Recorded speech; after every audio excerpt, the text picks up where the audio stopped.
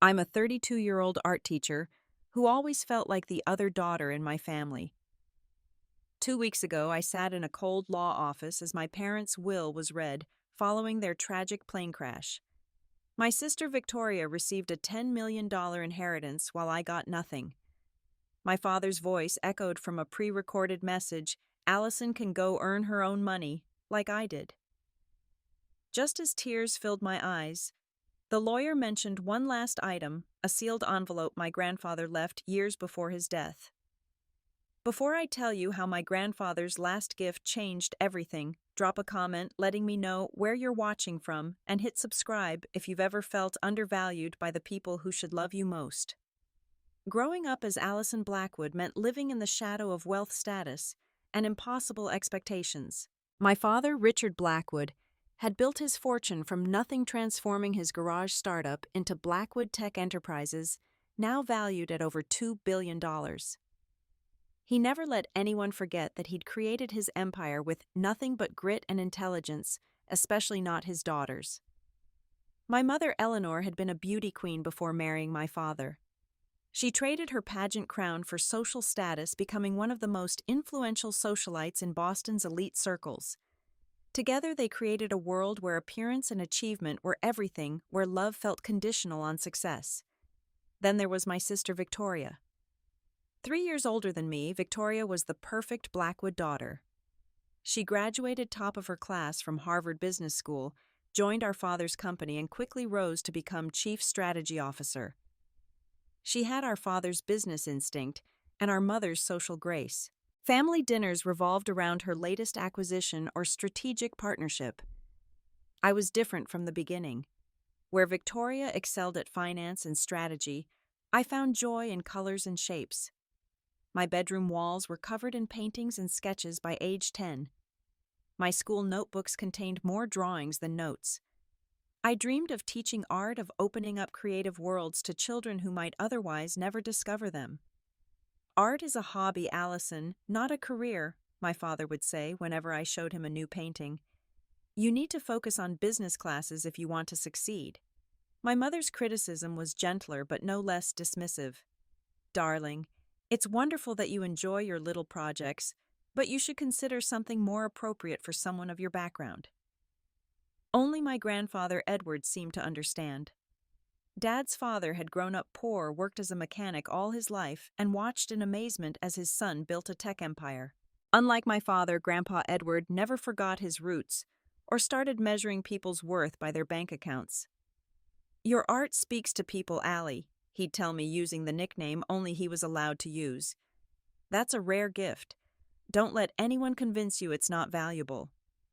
When I announced my decision to major in art education at a state university instead of pursuing an MBA at an Ivy League school, the family tension exploded into open warfare. Victoria laughed when I told them at dinner, spilling her wine in exaggerated shock. You're going to teach finger painting to kindergartners with our name. My father's disappointment manifested as silence. He simply stopped speaking about my education altogether, as if ignoring my choice would somehow change it.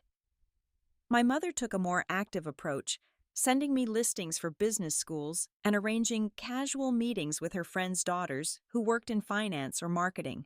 Throughout college and into my early career, the pattern continued. Victoria's achievements were celebrated with lavish parties. My first teaching job warranted a brief, uncomfortable congratulatory call. When I won a statewide teaching award at 28, my parents couldn't attend the ceremony because it conflicted with a gala where Victoria was being honored as Young Executive of the Year. Grandpa Edward was my refuge during those years. He attended every art show, sat proudly at my graduation, and visited my classroom when I started teaching. You're changing lives, Allie, he'd say. Never forget that's worth more than money. When he passed away 5 years ago, I lost my greatest advocate. What I didn't know then was that he had left me something that would eventually change everything, but that revelation would have to wait until after the greatest tragedy my family had yet faced. The call came on a Tuesday morning during my art class. The school secretary appeared at my classroom door with a strange expression and asked me to come to the office immediately. 26th graders looked up from their collage projects in confusion as I assured them I'd be right back. In the principal's office, I learned that my parents' private plane had gone down over the Bahamas during their anniversary trip. There were no survivors. The news hit me like a physical blow, sending me into a chair as my knees gave way. Despite our complicated relationship, they were still my parents.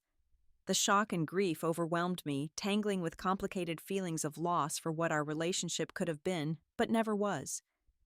I found myself crying for days sometimes for my parents, sometimes for the approval I would now never receive. Victoria's grief took a different form. She gave teary interviews to business publications about continuing our father's legacy. She organized an elaborate funeral that felt more like a networking event than a farewell. Black limousines lined the cemetery as hundreds of business associates and socialites came to pay respects to the Blackwood family. I reached out to Victoria several times during those first days, hoping that shared grief might finally bring us closer. "We only have each other now," I said when I called her the night after we identified the bodies. "I have to go, Allison. The board is calling an emergency meeting to discuss succession planning," she replied, before hanging up abruptly. The week before the funeral was filled with uncomfortable family gatherings. Distant relatives and family friends offered their condolences almost exclusively to Victoria. "Your father would be so proud of how you're handling the company during this difficult time," they'd say before turning to me with vague comments like, "And you must be devastated too." Even in death, my parents' preference was clear to everyone. I found myself retreating to the periphery of these gatherings, watching as Victoria accepted condolences like a queen receiving tribute. Despite everything, memories of rare positive moments with my parents surfaced unexpectedly. Dad teaching me to ride a bike when I was 6 before Victoria's achievements consumed his attention. Mom beaming with pride at my kindergarten art show before she decided art wasn't a suitable pursuit for a Blackwood. As a teacher at a public school, my financial situation was comfortable but modest. I had always assumed my parents would leave me something not out of greed, but as a final acknowledgement of my place in the family. As the days passed, and the will reading approached, financial anxiety mingled with my grief. The mortgage on my small condo, student loans from my master's degree, and the unstable economy made the question of inheritance more pressing than I wanted to admit. The evening before the will reading, I found myself going through old photos. There was Grandpa Edward holding me at my first art show, beaming with pride, while my parents stood stiffly in the background. "You see the world differently, Allie," he had told me that day. "That's your gift and your strength." I fell asleep clutching that photo, wishing he were still here to support me through what I knew would be a difficult day. The Blackwood family attorney's office occupied the entire top floor of a downtown high-rise with views of Boston Harbor through floor-to-ceiling windows. The conference room, where the will would be read, featured a massive mahogany table that could seat 20 people comfortably. Original artwork hung on walls paneled in dark wood. It was exactly the kind of oppressive old money environment my father had always loved. I arrived alone, dressed in a simple black dress I'd worn to parent-teacher conferences. Victoria arrived 20 minutes later with an entourage that included her assistant, the CFO of Blackwood Tech, and her personal lawyer. She barely acknowledged me before taking a seat at the head of the table, exactly where our father would have sat. Mr. Harrison, the family attorney who had known us since we were children, began the proceedings precisely at 10 o'clock. He was a thin man in his 60s, with wire-rimmed glasses and a perpetual expression of mild concern. He'd always been kind to me, even when delivering my father's more disappointing messages over the years. "Before we begin, I want to express my deepest condolences to both of you," he said, nodding to Victoria and then to me. "Your parents were not just clients, but friends, and they will be deeply missed." The initial portions of the will reading proceeded as expected. Generous bequests were made to longtime household staff. Charitable foundations received substantial donations. Various properties and assets were cataloged and distributed. Victoria received the family estate in Beacon Hill, the vacation home in the Hamptons, the chalet in Aspen, and controlling shares in Blackwood Tech Enterprises. With each announcement, her smile grew, while I sat with increasing discomfort, wondering if I'd been forgotten entirely. And now to personal financial assets. Mr. Harrison continued adjusting his glasses. To my daughter, Victoria, I leave liquid assets in the amount of $10 million to be transferred immediately upon the reading of this will. Victoria accepted this news with a small, satisfied nod, as if it were merely her due. Then every eye in the room turned to me as they waited for my portion to be announced. Instead of reading from the document, Mr. Harrison pressed a button on a remote control. A screen descended from the ceiling and my father's face appeared. He'd recorded a video message. "Victoria," he began, looking directly at the camera, "you've proven yourself worthy of the Blackwood name. Your business acumen and determination make me confident that you'll take what I've built and expand it beyond what even I could imagine. The $10 million is just a starting point for you." He paused, his expression changing subtly. "As for Allison, she's chosen a path that doesn't require financial support. She can go earn her own money like I did. Sometimes the greatest gift is the opportunity to prove yourself without a safety net." The video ended and the silence in the room was deafening.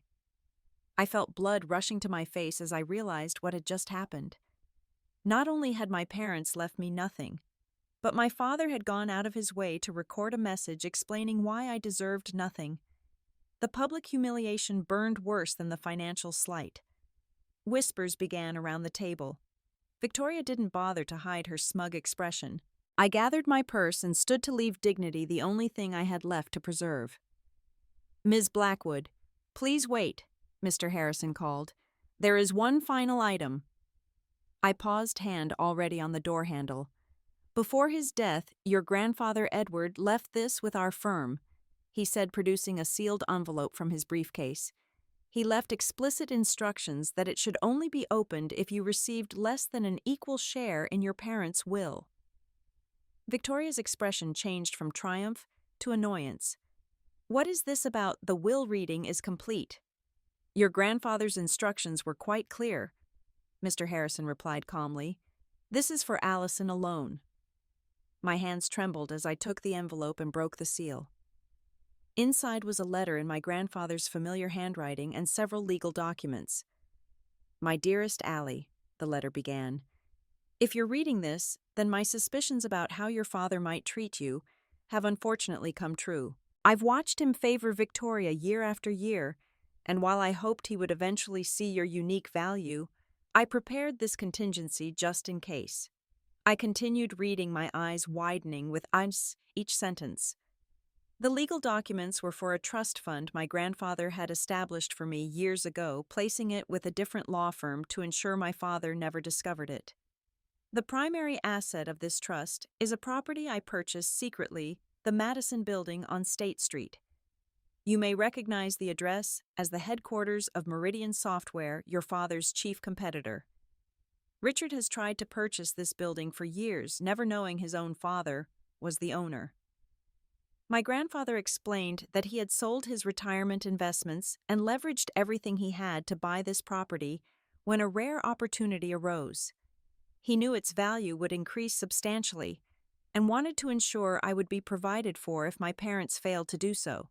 The current market value of the building is approximately $25 million, Mr. Harrison confirmed, having clearly been briefed on the contents.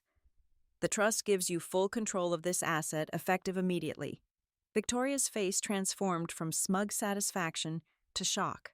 The whispers around the room grew louder. The executives from Blackwood Tech exchanged concerned glances. "This is preposterous," Victoria finally sputtered. "That building Grandpa couldn't have afforded that." "I assure you all the documentation is in order," Mr. Harrison said. "I've personally verified everything with the firm managing the trust." For the first time in my life, I felt powerful in my family's presence. I carefully folded my grandfather's letter, tucked it and the documents into my purse, and walked toward the door with my head held high. "Ms. Blackwood," Mr. Harrison called after me, "my office will be in touch to arrange the transfer of control and to introduce you to the current management team." I nodded, not trusting my voice, and left the room without looking back at my sister or the others. As the elevator doors closed, I finally let the tears come, but they weren't tears of sadness or humiliation. They were tears of gratitude for the grandfather who had seen me clearly when no one else had. I had just reached my car in the parking garage when I heard Victoria's voice echoing off the concrete walls. "Allison, stop right there." I turned to see her storming toward me, her heels clicking aggressively on the pavement, her entourage trailing behind, looking uncomfortable. "You have some explaining to do," she demanded, her perfectly manicured finger pointing at my face. "What kind of manipulation did you pull on Grandpa to get that building?" The old Allison would have shrunk back, apologized, tried to smooth things over. But something had changed in that conference room. I stood my ground. "I didn't manipulate anyone, Victoria. Grandpa saw how you and our parents treated me. He wanted to make sure I was taken care of." "Taken care of?" She laughed bitterly. "You just inherited a property worth more than double what I received. You don't deserve that.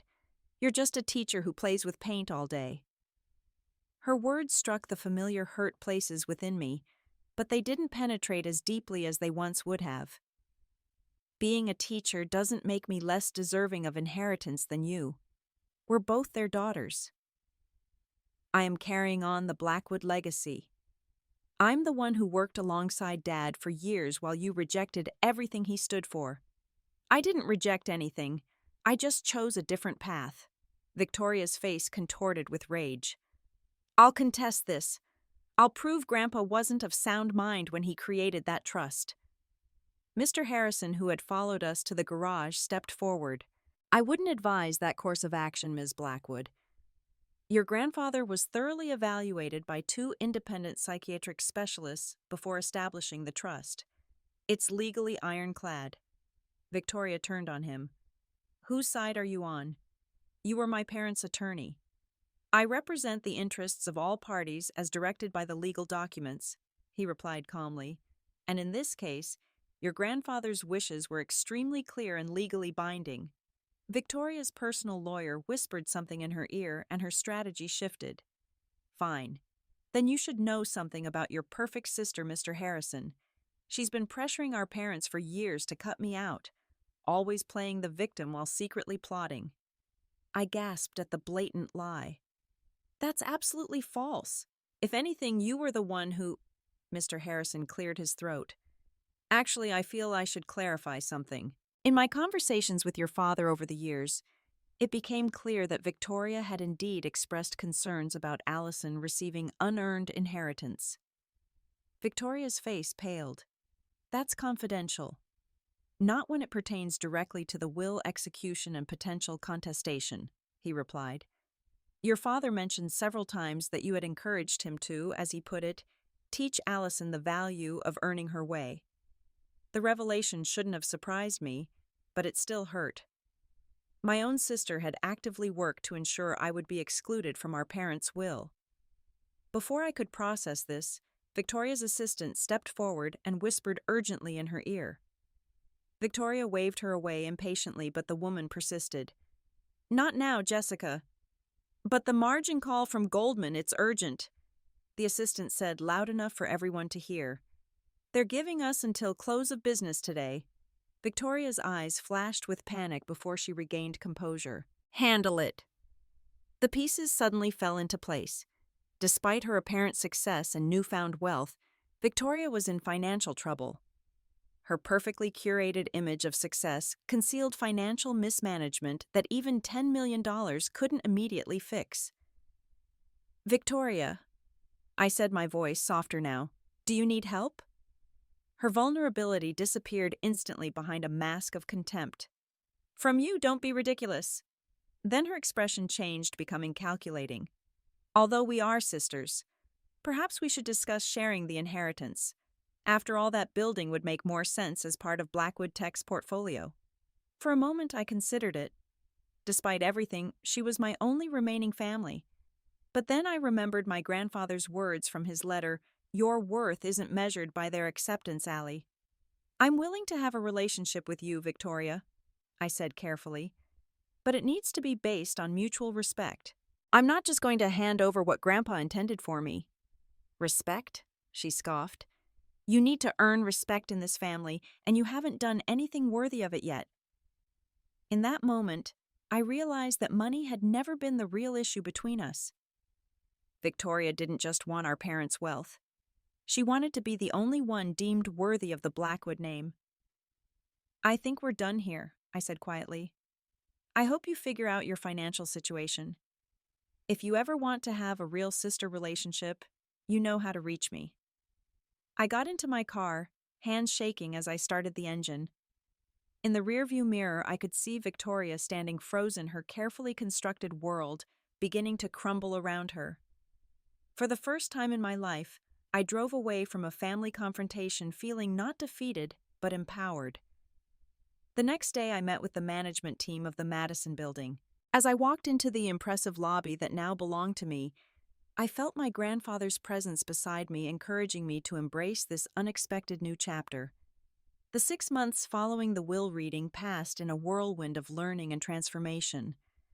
The Madison building, my unexpected inheritance, required immediate attention. The property management company my grandfather had hired was competent but conservative, maintaining the status quo rather than maximizing potential.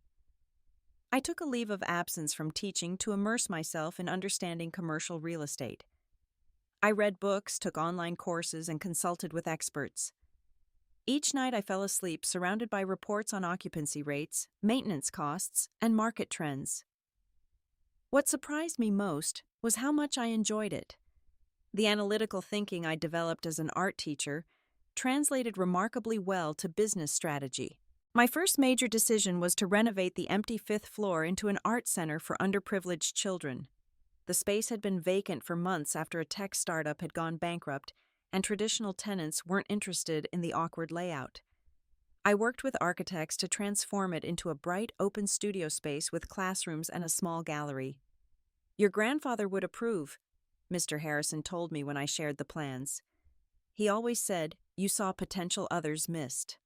The Art Haven, as I named it, opened 4 months after I inherited the building. We offered free classes to children from low-income neighborhoods, scholarships for talented teens, and exhibition space for emerging artists. I used a portion of the building's rental income to fund the programs, creating a sustainable model that wouldn't depend on inconsistent donations. While I built something meaningful, Victoria's carefully constructed world began to unravel. Financial news outlets reported that she had leveraged her Blackwood Tech shares for risky personal investments that had gone badly wrong. The $10 million inheritance had disappeared into a black hole of debt and margin calls. She tried to undermine me through the family's social connections, spreading rumors that I had manipulated our grandfather or that the building was mismanaged. But her efforts backfired when several prominent business leaders toured the Art Haven and publicly praised the innovative use of commercial space. Unexpectedly, I found allies among my father's business community. Jerome Wilson, who had served on the Blackwood Tech Board for 20 years, visited the building to see the changes for himself. "Your father was brilliant at making money," he told me after touring the art center. "But he never quite understood the concept of impact. You've created something with both financial and social returns. That's a rare achievement." Jerome introduced me to other business leaders who were interested in similar mixed-use concepts for their properties. Suddenly, I was being invited to speak at business conferences about innovative urban space utilization, a surreal turn for an art teacher who had been dismissed by her business-focused family. A chance encounter with my father's former mentor, Walter Simmons, revealed another layer to my family's complicated dynamics. We met at a charity gala where I'd been invited to speak about the Art Haven. "Your father was starting to see things differently toward the end," Walter confided as we sat at the donor table. "After your students won that state competition with the mural project, he mentioned it to me. There was pride in his voice, Allison. He just didn't know how to express it to you after so many years of pushing you toward business." I didn't know whether to believe him, but a week later, Walter sent me a box of my father's personal effects that had been in his office. Among the items was a folder containing newspaper clippings of my teaching awards and student achievements. My father had been keeping track of my career in his own way, too proud or too stubborn to ever acknowledge it to me directly. The most shocking discovery came when I finally visited the family home to collect some personal belongings. In my mother's private study, hidden behind her collection of first edition novels, I found a portfolio containing my childhood artwork. Each piece was carefully preserved with dates and notes in her handwriting. Allison's first watercolor age, 6, extraordinary use of color. Remarkable spatial awareness for a 9-year-old. My mother, who had dismissed my artistic pursuits as frivolous, had secretly treasured my earliest works. The complexity of their love and disapproval left me reeling, grieving anew for the relationships we might have had if they had simply been able to accept my chosen path. As the art haven thrived and the building's commercial spaces reached full occupancy, I found myself growing more confident in my business decisions. I negotiated a new lease with Meridian Software that increased the rent by 15%, while including renovations they had wanted for years. My father would have been impressed by the terms, though he would have been furious that I was strengthening his competitor's position. The irony wasn't lost on me that I had become a businesswoman after all, just on my own terms and in my own way. The artistic eye that my parents had dismissed proved invaluable in reimagining spaces and creating environments that tenants would pay premium rates to occupy. My teaching experience translated perfectly to leading a growing team of property managers, maintenance staff, and program directors. By the 6-month mark, the Madison building had increased in value by nearly $5 million based on its improved occupancy rate and higher lease terms. Local business publications began running profiles of me, usually with headlines like "The Artist as CEO" or "Blackwood's Other Daughter Takes Business World by Storm." I no longer felt like I was living in Victoria's shadow. I was creating my own light. Exactly 1 year after the devastating will reading, I stood on a small stage in the airy atrium of the Art Haven, preparing to cut the ribbon on our expanded facilities. The 5th floor art center had been so successful that we had taken over the 6th floor as well, doubling our capacity for classes and adding a professional gallery space that would generate additional revenue by hosting exhibitions and events. The ceremony marked not just the expansion of the center, but the official renaming to the Edward Blackwood Art Haven, in honor of my grandfather. His portrait, painted by one of our scholarship students, hung prominently in the entrance, his kind eyes seeming to approve of what his gift had made possible. As I surveyed the crowd of students, parents, business leaders, and press, I reflected on the extraordinary journey of the past year. From the devastation of being publicly disinherited to creating something meaningful that was entirely my own, each step had built my confidence and clarified my purpose. Thank you all for being here today. I began my speech. A year ago, I thought I had lost everything. My parents were gone, and with them, I believed any chance of validation or belonging in my family. What I discovered instead was that my grandfather had seen my potential all along and provided not just financial security but the opportunity to create something meaningful. As I continued speaking about our programs and future plans, I noticed a familiar figure slip into the back of the room. Victoria stood alone, looking thinner than I remembered, her designer clothes still impeccable, but her confident posture somewhat diminished. Our eyes met briefly before I returned my focus to the speech. After the ribbon cutting and amid the celebratory reception, Victoria approached me cautiously. It was our first meeting since the confrontation in the parking garage a year earlier. "Congratulations," she said stiffly. "This is impressive." "Thank you for coming," I replied, genuinely surprised by her presence. "Would you like a tour?" She nodded, and I led her through the studios where children were demonstrating art techniques to guests, past the gallery, where our teens' artwork was professionally displayed, and finally to the quiet of my office, overlooking the Boston skyline. "Why did Grandpa believe in you so much?" she asked suddenly, the question bursting from her, as if she'd been holding it in for years. "He was always different with you. I never understood why." The vulnerability in her voice caught me off guard. For the first time, I saw past her polished exterior to the insecurity beneath. "I think because I was different from Dad, not despite it," I answered carefully. "Grandpa came from nothing and watched Dad build an empire, but I think he worried about what that wealth was doing to our family. In me, maybe he saw values that reminded him of his own. Victoria was quiet for a long moment. I was jealous, she finally admitted. Not of your art or your teaching, but of your relationship with him, with Grandpa. Dad and Mom had such clear expectations for me. Follow the plan.